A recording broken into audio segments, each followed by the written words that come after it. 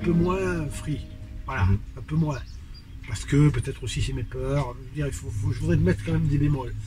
Mais l'industrie de la plaisance que j'ai suivie, parce que les courbes de l'exposition de l'industrie de la plaisance sont monstrueuses, hein, que j'ai étudié, parce que j'ai fait ma thèse de médecine sur les accidents sur les voiliers, hein, de croisière, donc je connais bien le sujet, ça quand même, c'est une explosion, mais c'est un appel vers la liberté. Et le Covid renforce encore ça. Moi j'ai mon frère qui a aussi une activité d'école de croisière et de skipper, et il a énormément de boulot en ce moment. Parce que tout le monde a besoin de s'aérer. Bon, en plus, la voile est un moyen de transport relativement écologique, puisque voilà, quand même, on utilise le vent 90% du temps. Hein.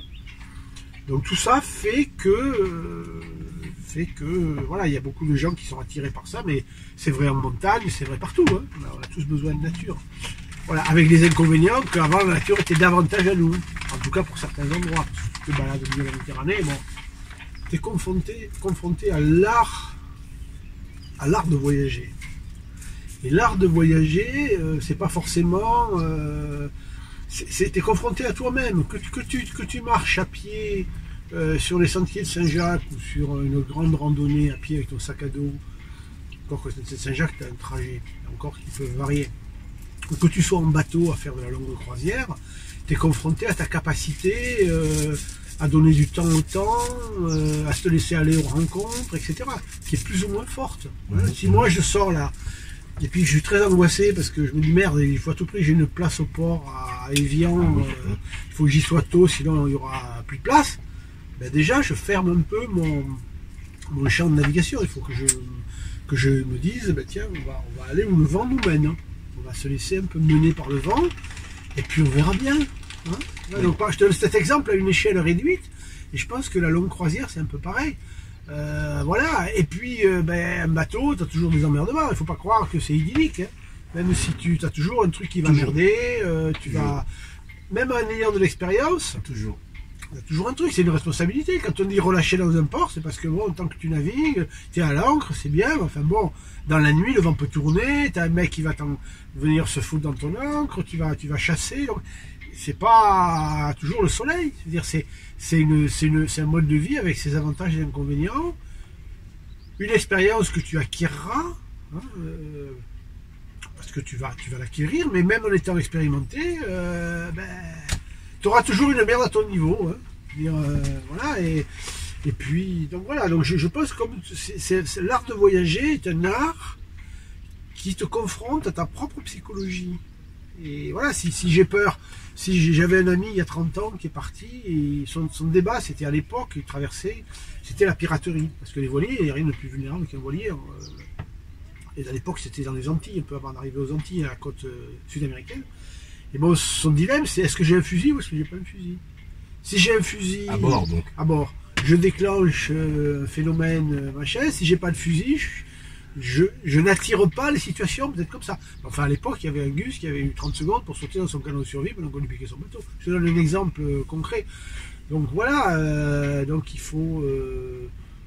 voilà, il faut c'est un chemin intérieur aussi, je crois. Mais dedans, tu as les plus grandes joies et les plus grandes dépressions.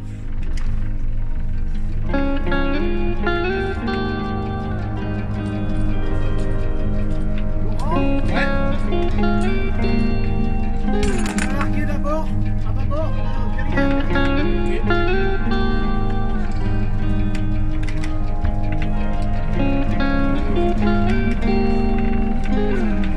Marquez à bâbord. Les deux, ouais.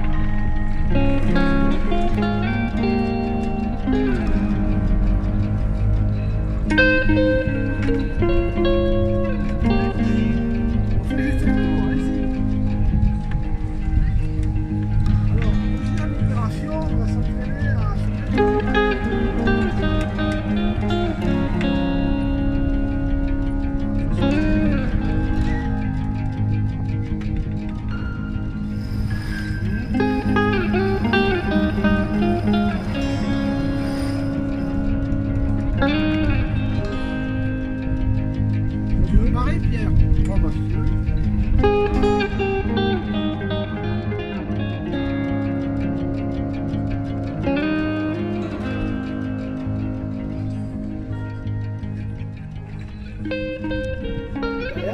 Et puis alors, tu as calculé ton machin, tu as calculé ta dérive, tu as calculé ton dernier, et tu attends d'arriver. Et là, alors, en général, si tu essaies d'arriver si on n'a rien. Moi, le problème que j'ai eu cette année, c'est le Covid. Enfin, l'année dernière, parce que pas de voyage. J'arrive en 13 où j'ai le temps de faire ce que je veux, et boum, je peux plus sortir, je peux plus rien faire. J'ai même plus le droit de sortir de chez moi. Enfin bon, je n'étais pas le seul.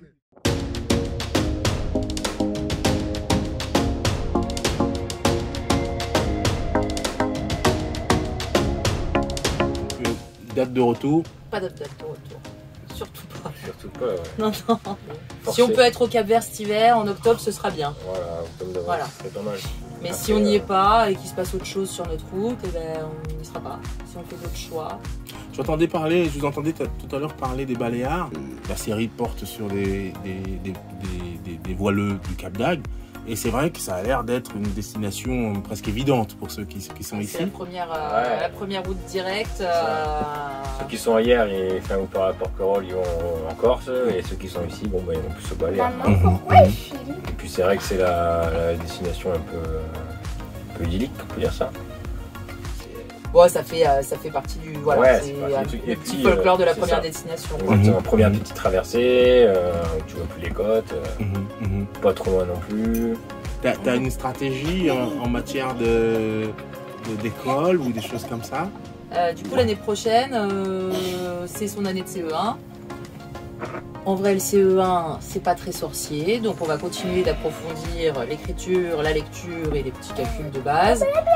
Et surtout, on va se mettre en place dans le bateau et prendre nos habitudes de voyage. Non, tu prends pas mon téléphone, tu regardes pas le dessin. Ah, Nora, t'es chiante, hein. Allez, viens, on fait le dessin toutes les deux si tu veux. Voilà.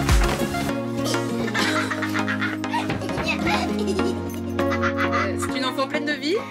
Tu sais, il y a beaucoup de gens, beaucoup de potes qui j'étais quand j'étais petit. Quand tu reviens, tu racontes tes aventures et tu te dis, waouh, t'as trop de chance et tout. Mais mec, c'est aussi à ta portée, quoi. Tu vois, c'est ça que je. C'est pas de la chance, ouais. C'est pas de la chance, hein, tu vois. Tout le monde peut le faire, quoi. En tout cas, tout le monde, peut-être pas tout le monde, mais beaucoup de gens peuvent le faire. Faut juste en donner les moyens, quoi. Et puis y penser plus tard, tu te dis, ah bah j'ai fait ce que je voulais faire, quoi. Ah merde, j'aurais aimé faire ça, mais j'ai pas pu, je ne suis pas. Tous ces vieux qui regrettent Ouais. d'avoir travaillé toute leur vie. Et on a croisé tellement de gens comme ça en plus qui me disent, mais faites-le, quoi. Moi je l'ai pas je l'ai pas fait, je l'ai pas osé. Et maintenant j'en mords les doigts parce que c'est trop tard. Et là tu te dis, mais il y en a qu'une vie, elle est courte.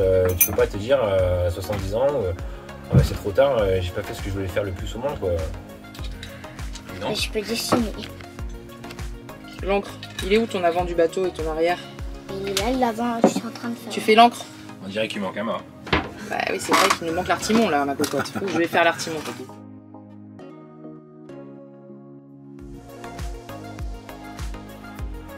C'est marrant parce que quand j'ai lu l'article, je me suis dit putain, mais en fait c'est ma génération, mais en fait je suis pas toute seule. Enfin, tu vois, il y en a plusieurs. Et puis oui, puis au fur et à mesure des rencontres, ben, tu te rends compte, on est hyper nombreux. Et plus ça va, et puis les confinements et tout ce qui s'est passé là récemment, ça a bien augmenté le truc. Hein. L'aspiration et un autre mode de vie. Ouais.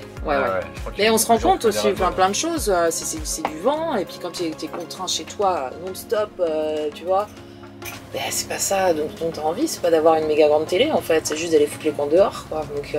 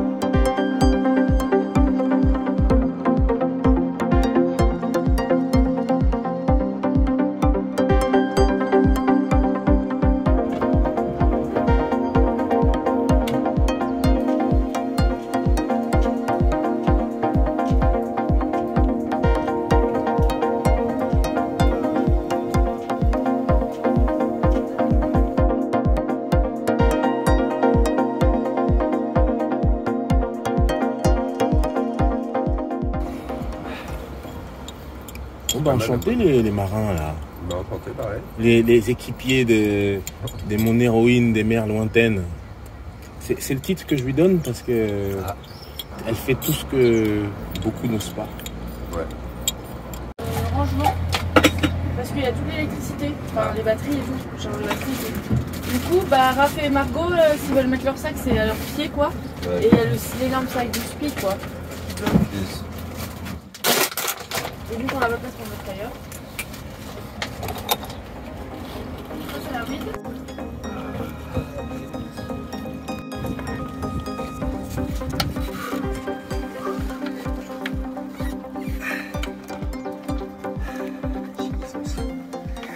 Voilà, on a l'impression d'être dans les télé-réalités, tu sais. Ah mais vous êtes beau comme tout, hein. Et je dis ça alors que j'ai des mœurs classiques. Hein.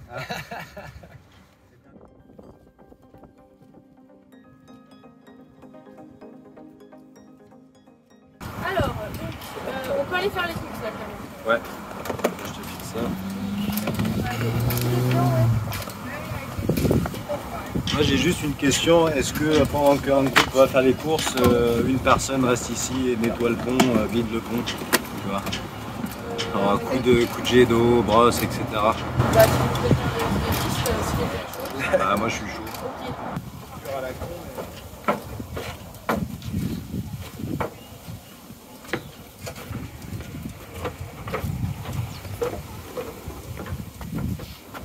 Et on prend les jerrycans évidemment. Ouais. Et la bouteille de gaz, c'est du standard. Vas-y, je vais aller voir. Voir, je connais, ouais. Au cas où. Pour la poubelle aussi. Ouais, vas-y, attends, je m'avais laissé une nappe. Ah, j'ai pas pris cette nappe. D'avoir les calcettes.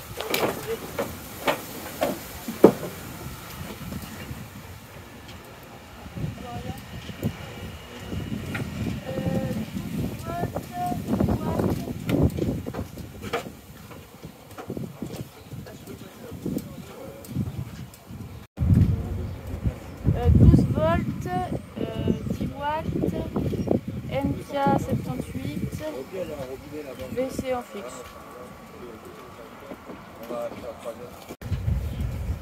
Là c'est pareil, de toute façon il y a juste besoin de derrière.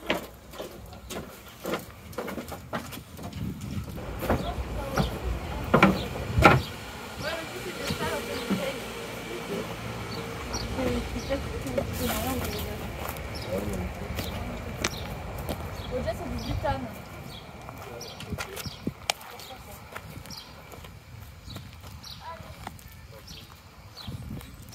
Ouais, je la tirer après, t'inquiète. Non, elle est toute fouillée en bas. Elle a eu un problème. Ah ouais? Elle est restée dehors et elle a c'est complètement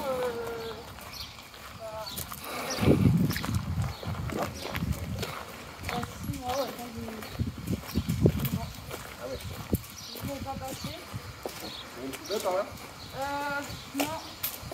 Au chantier, il y a une poubelle, faut demander au monsieur qui peut l'ouvrir pour les ordures ménagères. Tu dis quoi? Je dis qu'on a resserré toutes les vis, qu'on a bien avancé, qu'on a mis des petits rangements, Donc on a fait les marques sur l'encre, on a préparé la main de fer. les équipiers ont été Ils efficaces? sont très efficaces ceux-là. C'est du grand cru, ça reste pas, ils sont pas mignons. Non, je vantais les mérites de mon équipage. Allez! N'est-ce pas? Donc, les clés de la caisse sont là. Luc, fais gaffe, il faut virer les papiers avant. Tu veux mettre ça dans le coffre peut-être? Vas-y. Alors, on va faire les courses du coup. Alors, on commence par... Je sais pas s'il est ouvert toute la journée le chantier allemand, mais faut qu'on aille au chip quoi. D'abord, je pense le mieux pour le chip, qui est le plus près. Donc l'histoire du grand requin blanc, en fait, on est parti avec... il y avait J, Marie, qui encore? Il y avait Raph et JB. Raph et JB. On part à Ibiza et tout. Le départ, je sais plus ce qu'on avait fait, enfin bref. Et on était en pleine mer, on avait vu les dauphins, les baleines, enfin la totale, enfin c'était magique. Et c'était où? Entre Majorque et Ibiza. Entre Majorque et Ibiza, ouais. Et là, J va faire sa sieste. Il se réveille en panique parce qu'il y avait un cargo, mais il était à 200-300 mètres, il était super loin quoi. Il dit ouais, vous déconnez les gars et tout, il prend la barre, il fait demi-tour et on retraînait la ligne. Donc normal, la ligne dans l'hélice, machin, on doit s'arrêter, elle est coupée tout ça. Il y a deux qui se mettent en masse tuba pour y aller. Et moi je reste sur le pont et je regarde et tout. Puis à un moment je vois une masse grise passer, tu vois. Et je me dis, mais arrête de déconner, tu fais chier. Et du coup je dis ok, bon bah, d'accord. Je continue à regarder un peu et je la vois passer une deuxième fois, tu vois. Et je dis, les gars, il y a vraiment un truc dans l'eau quoi. Et là il commence à paniquer, il remonte en panique, il casse l'échelle en même temps. Ah non mais c'est quoi. Et du coup, après il disait, toi t'es vraiment trop con avec tes blagues de merde, machin et tout, il me croyait pas quoi. Et on arrive à Majorque, à Ibiza, on prend le journal et on voit un grand requin blanc aperçu au large de Majorque. Putain non. Mais c'est sûr, c'était pas ça. J'y vais, c'était coupé de bord. J'y vais, c'était coupé de bord, il disait oui, il est revenu du 100 à 100 km. C'est exactement la zone où on était quoi. Ça faisait 15 ans qu'ils en avaient pas observé un à ce moment-là. Tu arrives à t'en passer ou... On va dire que sur une semaine, il faut que je plonge au moins 1 à 2 fois. Et quand tu plonges combien de temps? Ça dépend. Alors là, comme tout à l'heure, ça a été une petite plongée qui a duré un petit quart d'heure, par là, quart d'heure, 20 minutes. Mais en fait, quand tu quittes l'air de la surface, quand tu disparais à nos yeux... Après, ça y est, je suis trop bien. Et après, il y a des plongées ou d'autres plongées que je fais plus sur large, où là, on plonge beaucoup plus longtemps, on plonge 45 minutes, 1 heure, 1 heure et demie. Celui qui dit je descends à 40 mètres ou 50 mètres pour aller voir de la vie, c'est pas vrai. Parce que plus tu vas descendre, moins tu as de lumière, moins tu as de vie. On descend profond pour aller voir une épave, pour aller voir quelque chose qui a un lien avec l'histoire. Ça peut être une épave d'avion, ça peut être un sous-marin, ça peut être un bateau, ça peut être... Il y a plein de choses qu'on peut voir sous l'eau. Et comme il n'y a que 2 épaves remarquables, dont une qui était interdite de plonger parce que dangereuse, le plongeur néophyte, il n'y en a qu'une qui est exploitable, entre guillemets à tout le monde, et du coup tout le monde va là-bas et le site est énormément abîmé. La plongée idéale, c'est avec 2-3 copains, se faire 2-3 plongées le matin, un bon repas à midi, et refaire 2-3 plongées l'après-midi. Ça, c'est la journée top. Toi, ça fait quelques années que tu plonges dans la Méditerranée. Tu as vu des évolutions Oui, il y a, on va dire que la population de poissons, certaines espèces ont nettement diminué de par déjà la pollution un petit peu qu'on a, ça ce qui est inhérent à des grosses stations balnéaires. Après, il y a aussi là un peu la pêche qui vient dedans. Et puis après, il y a des espèces qui s'autorégulent par elles-mêmes. Et les populations, enfin, les espèces qui sont les plus présentes, on peut citer quoi parmi les plus classiques? T'as tout ce qui est les dorades, tout ce qui est après t'as beaucoup de rascasses sur les fonds de 30 mètres. Il y en a énormément. Après, il y a beaucoup de loups, il y a quelques mérous, mais les mérous, il faut descendre beaucoup plus bas, presque vers l'Espagne. Il faut aller vers Collioure, vers Banyuls. Là, comme ils ont fait des réserves naturelles totales, où là, tout est interdit, la pêche, la navigation et compagnie, c'est juste toléré de faire de la plongée sous-marine via des autorisations. Là, ils ont un terrain de jeu qui est absolument magnifique. Là, tu plonges vraiment dans un aquarium. Et là, nous sommes... Moi je te l'ai dit, je bosse un peu pour les Agatois. C'est une manière de leur dire merci d'être si sympa avec moi qui débarquent. Qu'est-ce qu'ils ont, les Agatois, sous leurs eaux? Un monde fabuleux. Un monde fabuleux qu'il faut savoir protéger. Parce qu'au final, on est tous les plaisanciers, que ce soit avec des bateaux à moteur ou des voiliers, on n'est que de passage et on n'est que des utilisateurs. Mais malgré tout, c'est quelque chose de très très fragile et qu'il faut savoir protéger et savoir à une petite échelle, essayer de sauvegarder au maximum.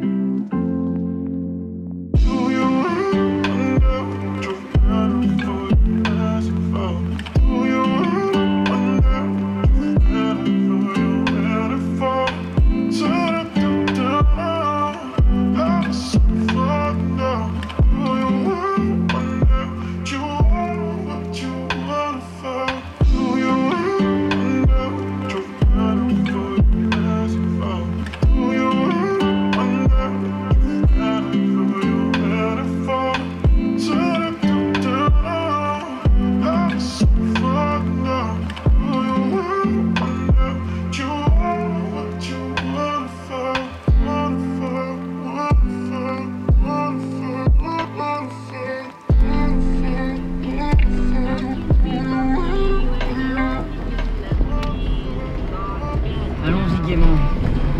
Ah, c'est ouvert à l'échelle, hein? Ouais. Le gars il est chill, mais il est chill ouvert. Ouais. Et alors toi tu les laisses partir alors? Et oui, à contre-cœur. Mais J'ai essayé de les retenir. Hein. il y avait plus de place ou quoi?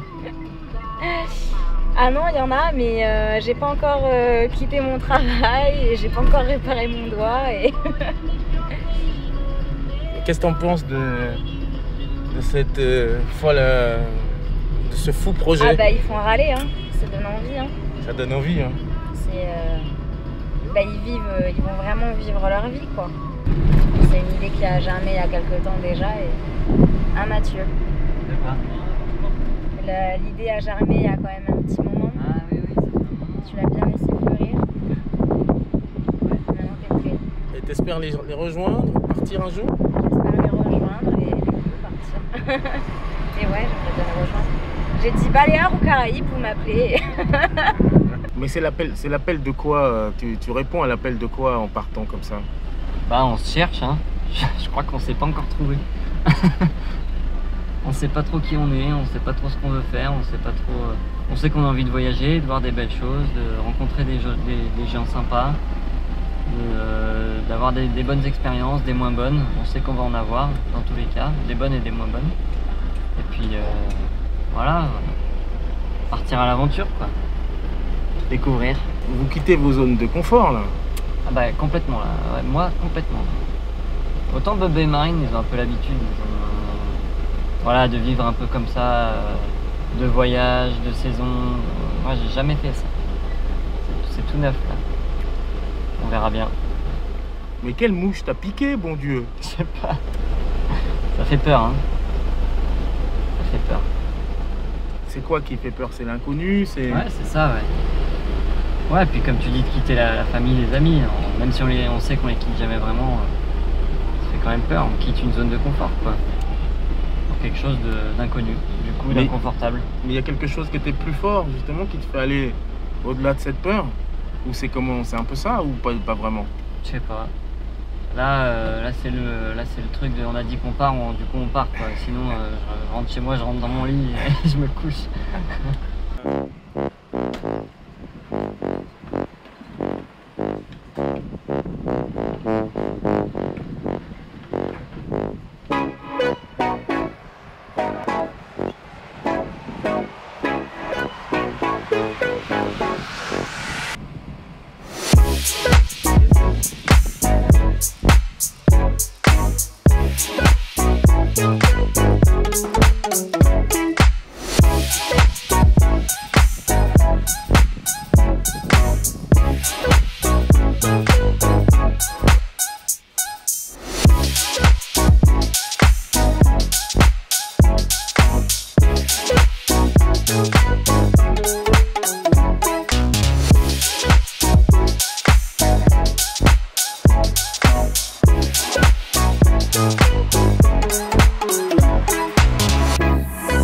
Vous avez acheté quoi là? De quoi survivre à tout? Un peu de crème de marron. Ah d'accord, quoi? C'est un peu ça? Ah, il en manque un. Et on a acheté plein de trucs pour Mathieu, mais ça c'est que pour Mathieu. Ah voilà, mais Mathieu, mais c'est Bien son abusé. jeu, hein. Mais quand tu vas arriver de l'autre côté, tu n'auras plus de dents là. Comme les anciens. Qu'est-ce qui se passe avec tous ces petits bonbons là? Qu'est-ce que tu vas en faire? On va les dérouiller. Hein. Là, c'est pour demain. Demain et après-demain. Après-demain, parce qu'on sera un peu triste d'être parti. Et ça, c'est pour dimanche. On sera enfin content d'être loin. Pour le fêter. Là, il y a 3 jours, là. 3 jours de vivre. Le compost, il faudrait peut-être le jeter, non? Ouais. Avant de partir. Celui-là? Je sais pas. Aidons à préserver les océans. C'est une petite risque qui se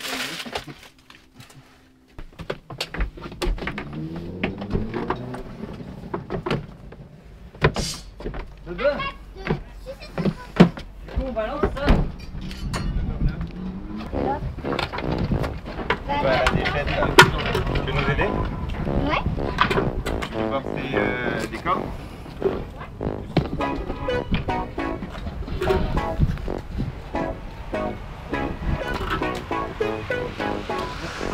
C'est les miroirs. Là, on est vraiment dans la merde.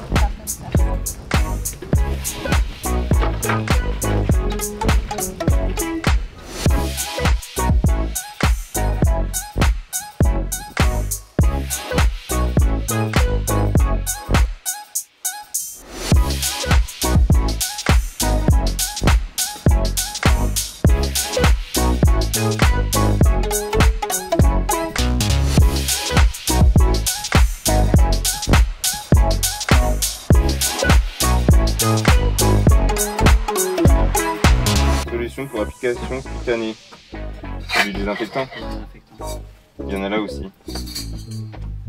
Voilà, alors ça c'est pour la diarrhée. Ça c'est pour la gueule de bois.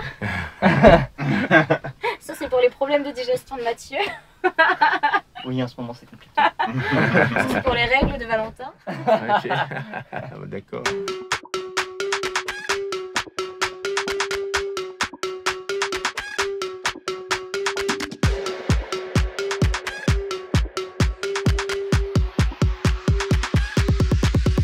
Give me that.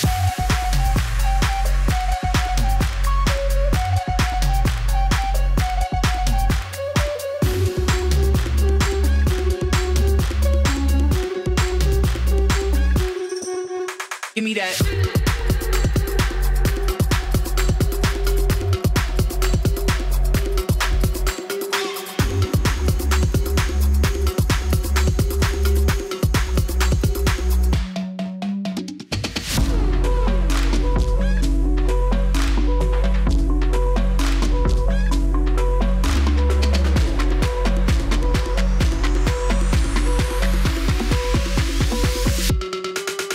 Give me that. Je vais prendre un truc.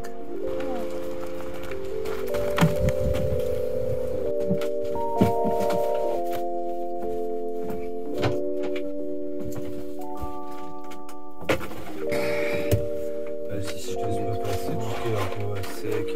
Enfin, on va essayer de mettre. Elle m'a dit qu'il faut mettre les bidons le plus au centre possible, les bidons de flotte. Ouais, après ça on va les flottes, on va les mettre. Tiens, si t'as la vue, t'as qu'à déjà mettre la flotte là où il y a.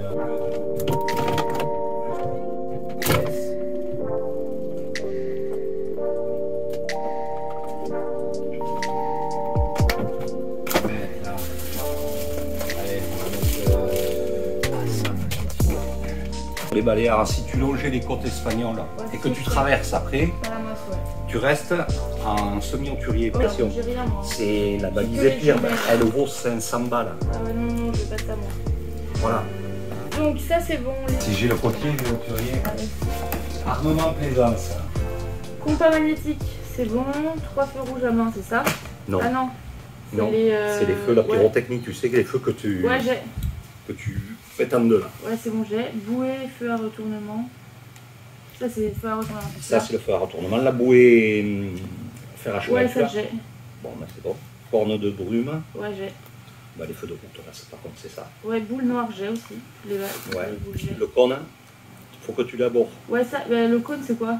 Le cône, c'est si tu, normalement, quand tu navigues, c'est au moteur. Si tu es au moteur et que tu as aussi la voile, Des fois on le fait, ça tu sais, Ouais, tu ouais. gardes la GV et tu es au moteur, tu dois mettre le cône. Ok. Je Tu dois l'as l'avoir, ouais, je crois que je l'ai. Ouais. Oui, oui, je l'ai. C'est Regarde avec le- les boules. Pavillon, je l'ai. Dispositif de remorquage, c'est une amarre quoi. C'est un bout quand même assez long, hein, normalement. J'en ai un de 40 mètres pour le Ah, c'est bon. au cul à quai. Et Enfin, cul au rocher. assez gros pour te tracter si jamais tu tombes Ouais, en panne. Parce assez. qu'en fait, c'est si jamais tu tombes en panne. Ouais, assez quand même assez. Ouais, ça D'accord. devrait le faire. De toute façon, j'en ai 2 des longs. Ok. Ligne de mouillage, c'est bon. Extincteur, c'est bon. Assèchement, ça c'est tout bon. Moyen de verre, ça c'est bon. Et gilet, c'est bon. Non, c'est bon. Il faut Bon. juste que j'achète 2 mètres de chaîne, de petites chaînes pour mouiller au. Cul au rocher là. De la chaîne à. Ça c'est parfait ça. J'ai cela là.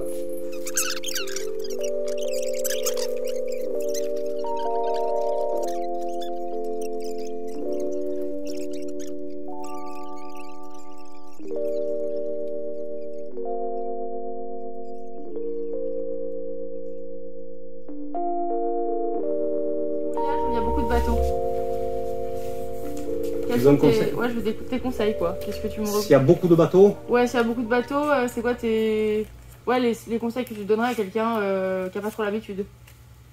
bah, si c'est une cale, le problème, ça peut être très délicat de rentrer dans ces cas-là. Ouais. Et moi, dans ces cas-là, si vraiment c'est bondé, franchement, je préfère rester en arrière. Ouais. Donc j'ai assez de mouillage sur mon bateau, même T'as si c'est un combien, peu toi profond. Moi, j'ai 60 mètres de chaîne. Ok.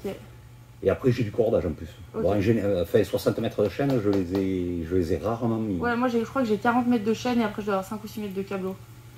J'ai D'accord. une deuxième encre. C'est pas mal, hein, déjà. Hein. Ouais. Mais j'ai 1m50 de tirant d'eau, donc moi dans ma philosophie, il vaut mieux que j'aille plus près et que. Voilà, si tu as un petit tirant d'eau que tu vois que plus près du bord, par contre, fais gaffe au fond. Au vent. T'as intérêt ou d'avoir une carte précise quand tu vas t'avancer, quand tu vas. J'ai pas de sondeur en plus. Donc C'est fais la gaffe. carte. Ouais, je fais pas gaffe. Donc fais gaffe avec la carte.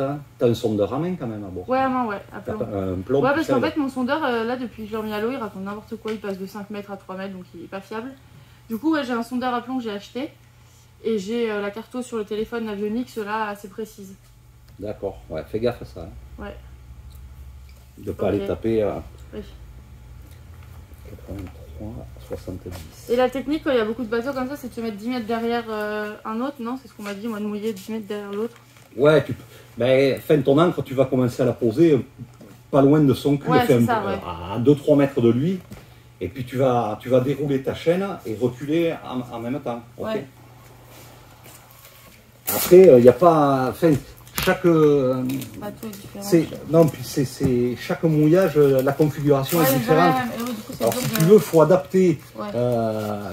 une technique en fonction de l'endroit. Oui, ça Ouais. Savoir aussi la météo, si ça va changer ou si le vent a tendance à tourner. Parce que très souvent, ce qui se passe après, tu arrives le soir, Ouais. tu te mets au mouillage, et le lendemain, le vent, il est de l'autre côté, très souvent. Alors fais gaffe, si tu as mouillé près du bord. Bon, ça m'arrivait pas loin de Cadaqués, avec Tina, on mouille, on fait les grillades le soir, le barbecue et tout, tu vois, dans le cockpit. Le lendemain matin, le vent était à l'envers, on était franchement bien près du bord. Ah Tu vois, ouais. j'ai flippé quand je suis sorti du bateau, carré, ouais. là, de la descente. Oh, j'ai vu la terre là toute proche, putain, j'ai plongé de suite dessous pour voir le fond. Ah ouais. Bon, ça passait encore, mais il en fallait pas beaucoup plus, tu vois. C'est Et parti direct. c'était au tout début, le premier bateau qu'on avait. Hein. Ah ouais, d'accord, ok. Tu Enfin, peux avoir c'est une les- fois, pas deux, quoi. Mais le truc, c'est que la météo, elle est pas toujours fiable. Alors bon, si le vent tourne, le thermique, tu sais jamais l'impact qu'il va avoir. Enfin, c'est... Faut voir, quoi. À Marseille, je me suis fait coincer. Pareil, on a tourné au mouillage, il n'y avait pas d'air. Ouais. C'est les vagues qui nous ont fait tourner le bateau. Et en fait, le safran, il est passé entre deux... Ça faisait comme un ravin de roches sous l'eau. Oh, Il est passé entre les deux rochers. Donc le bateau pouvait ni avancer ni reculer. À 2 h du mat, donc, ça commence à frotter. Donc c'était le peu de houle qu'il y avait qui nous a fait tourner. Donc à 2 h du matin, je m'équipe, je plonge. Il y avait 12 mètres de fond à peu près. Oh. J'ai poussé le bateau, je suis arrivé à le faire sortir. Alors, heureusement, j'ai une lampe, je fais de la plongée, donc j'ai une lampe de plongée à bord. J'ai éclairé donc dessous, c'était la nuit, hein, bien sûr. Et j'ai vu le passage par où on a été passé avec le bateau. Je suis arrivé à le faire ressortir avec les palmes. J'avais les jambes en feu. Tina, quand je lui sortis, j'ai dit monte l'ancre. Elle monte l'ancre coincée. Oh, donc il m'a fallu plonger, la décoincer. J'ai failli me péter les poumons. J'aurais pu y rester cette fois. Putain, c'est chaud. Hein. Donc faut faire gaffe. Hein. Ouais, les mouillages, c'est franchement. Va faire gaffe, faut être prudent. Ouais. Allez, on part.